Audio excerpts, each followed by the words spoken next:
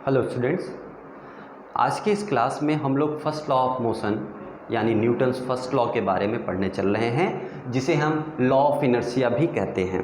ठीक, इस लॉ की जो स्टेटमेंट है वो लगभग सभी बुकों में आपको सेम मिलेगी, बट हमको यहाँ पे उसके बारे में कुछ एक्स्ट्रा चीज़ें सीखनी है। उसके साथ साथ वो क्या है उसको समझने के लिए सबसे पहले इसकी डेफिनेशन देखते हैं, क्योंकि उसी से सारी चीज़ें निकल करके आती हैं। क्या है definition? If an object is in rest it will remain in rest. मतलब अगर कोई ऑब्जेक्ट रेस्ट में है तो वो रेस्ट में ही रहेगा, रेस्ट में ही रहना चाहता है ऐसे। और an object is in motion, is in uniform motion in a straight line, uniform motion in a straight line, will remain in uniform motion in a straight line unless an external force is not applied। ठीक है, मतलब क्या है ध्यान से समझो। अगर कोई बॉडी रेस्ट में है तो वो रेस्ट में ही रहेगा। अगर कोई बॉडी यूनिफॉर्मली मूव कर रहा है स्ट्रेट लाइन पाथ पे तो वो यूनिफॉर्मली ही मूव करता रहेगा। कब तक मूव करेगा? जब तक कि हम उस पर कोई एक्सटर्नल फोर्स अप्लाई न कर दें। ओके, तो चलो बात एकदम से क्लियर है क्या कि अगर किसी बॉडी पे फोर्स जीरो लग रहा है, एक्सटर्नल फोर्स बिल्कुल नहीं लग रहा है, फोर्स जीरो कहें या इसको और अच्छी तरीके से कहें कि net force zero, net force कितना हो? जीरो। या इसको और अच्छी तरीके से कह सकते हैं कि अगर किसी बॉडी में बैलेंस्ड फोर्स लग रहा हो, यानी फोर्स लग रहा हो लेकिन वो सभी फोर्सेस क्या हो? बैलेंस्ड फोर्स हो। इसका मतलब क्या है? उस पे जो रिजल्टेंट फोर्स हो वो कितना हो? जीरो।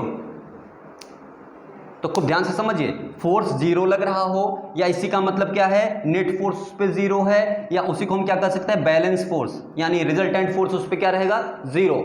अगर ऐसा है तो according to first law of motion ये बॉडी अपनी नेचुरल स्टेट को मेंटेन रखेगा, ये बॉडी अपनी नेचुरल स्टेट को मेंटेन रखेगा। और ये बॉडी की नेचुरल स्टेट क्या है? नेचुरल स्टेट का मतलब जैसे वो नेचर में पाया जाता है। क्लियर? तो नेचर में ये कैसे पाया जाता है?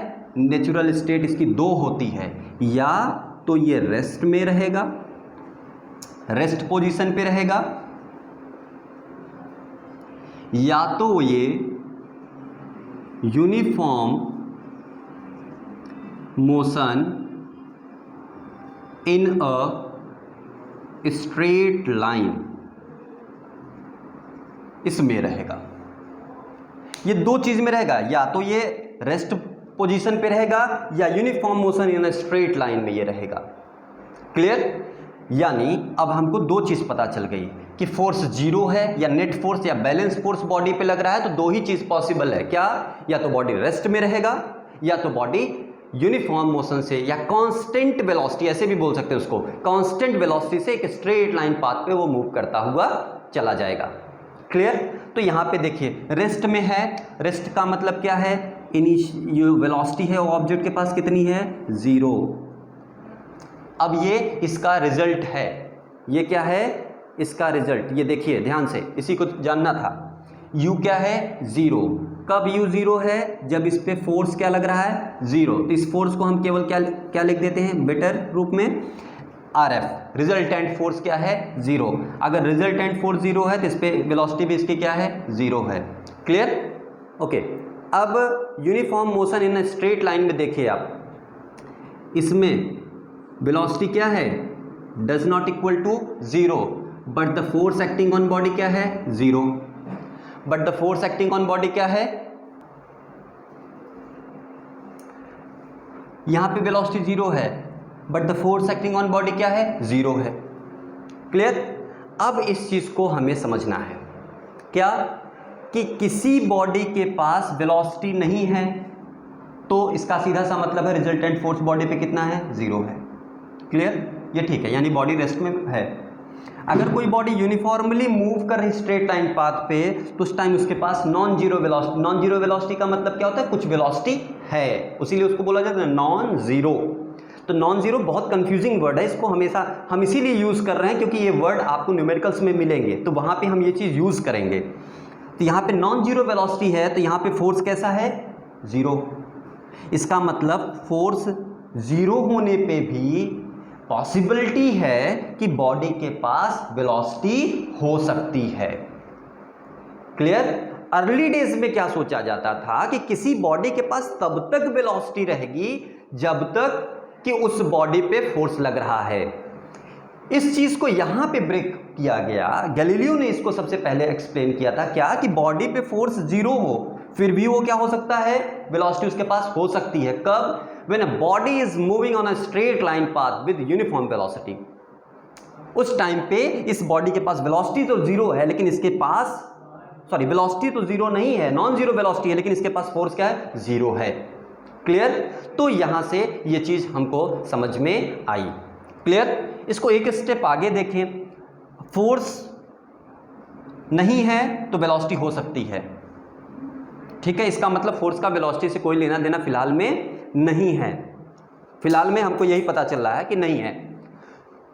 Suppose let force non zero है, फोर्स नॉन जीरो है, इसका मतलब फोर्स कुछ ले लिए समथिंग, तो क्या होगा? अगर फोर्स को हम जीरो नहीं ले रहे हैं तो फोर्स क्या होगा? ये क्वेश्चन का आंसर जो है वो हमको सेकंड लॉ ऑफ मोशन में मिलता है। इस क्वेश्चन का आंसर हमको कहां मिलता है? सेकंड लॉ ऑफ मोशन, कि फोर्स अगर हम लगाएंगे, यानी फोर्स अगर नॉन जीरो फोर्स किसी ऑब्जेक्ट पे लग रहा है तो उस ऑब्जेक्ट में क्या जनरेट होता है? Acceleration, change in velocity. तो फोर्स के कारण वेलोसिटी नहीं, फोर्स के कारण चेंज इन वेलोसिटी मिलती है। ये हमें बताता है कौन? Force law, first law of motion. Clear? First law of motion ये क्लियर किया कि फोर्स के कारण वेलोसिटी नहीं डेवलप होती। तो फोर्स के कारण क्या डेवलप होता है? ये एक राइट क्लू था जिसने हमें सेकंड लॉ ऑफ मोशन के लिए दरवाजे खोल दिए। क्लियर?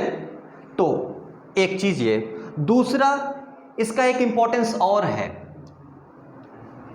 एक इंपॉर्टेंस और है। क्या है वो इंपॉर्टेंस? वो देखिए, फर्स्ट लॉ ऑफ मोशन ने फोर्स को डिफाइन किया। इससे पहले फोर्स की जो डेफिनेशन थी वो इतनी एक्यूरेट नहीं थी, इतनी बढ़िया नहीं थी जितना बढ़िया फोर्स को यहां पे डिफाइन किया गया। क्या डिफाइन किया गया, कैसे? वो देखिए भाई। फर्स्ट लॉ ऑफ मोशन क्या कहता है कि मास है ऑब्जेक्ट के पास, ओके, इस ऑब्जेक्ट के पास कुछ वेलोसिटी है u, या ये रेस्ट में था, इनिशियली ये किस में था? रेस्ट में। हमने यहाँ पे फोर्स लगाया और ये रेस्ट से आ गया मोशन में। ये किस में आ गया? मोशन में। Very good. एक बॉडी थी जो पहले मूव कर रही थी, हमने इस पे अपोजिट डायरेक्शन में, वेलोसिटी के अपोजिट डायरेक्शन में फोर्स लगाया। ये बॉडी कुछ देर बाद देख रहे हैं कि रुक गई। ये बॉडी क्या हो गई? रुक गई। इसका मतलब फोर्स क्या कर रहा है? रेस्ट से बॉडी को मोशन में कन्वर्ट कर दे रहा है, मोशन में बदल दे रहा है, या मोशन में है तो किस में कन्वर्ट कर दे रहा है? रेस्ट में कन्वर्ट कर दे रहा है। इसका मतलब फोर्स एक ऐसा फैक्टर है, फोर्स एक, देखो यहां पे क्या है? External force. तो ये एक्सटर्नल एजेंट की तरह काम कर रहा है ना, जो इसकी पोजीशन चेंज करने की कोशिश कर रहा है। तो फोर्स यहां पे हमारे लिए क्या है? एक एक्सटर्नल फैक्टर है जो क्या करता है? बॉडी की पोजीशन में चेंज लाने की कोशिश करता है। तो यहां से एक डेफिनेशन हमको क्लियर हुई कि फोर्स के पास क्या टेंडेंसी होती है कि वो बॉडी की पोजीशन चेंज करेगा। तो ये इसका दूसरा रिजल्ट है, क्या? कि define force. First law of motion क्या करता है? फोर्स को डिफाइन करता है। और क्या डिफाइन किया फर्स्ट लॉ ऑफ मोशन ने? कि force is an external factor, या force is a factor which has tendency to change the position of the object. क्लियर? तो ये दो रिजल्ट हमको मिलते हैं। क्या? पहला हमने देखा कि बॉडी अपनी नेचुरल स्टेट में रहेगा, either it will be rest और in uniform motion in a straight line. दूसरा, ये फोर्स को डिफाइन करता है। क्या डिफाइन करता है? Force is a factor which has tendency to change the position of the object. Clear? तो ये हो गया फर्स्ट लॉ ऑफ मोशन। इससे रिगार्डिंग बहुत सारे एग्जाम्पल्स हैं जिसको हम लोग नेक्स्ट वीडियो में देखेंगे। तब तक के लिए थैंक यू।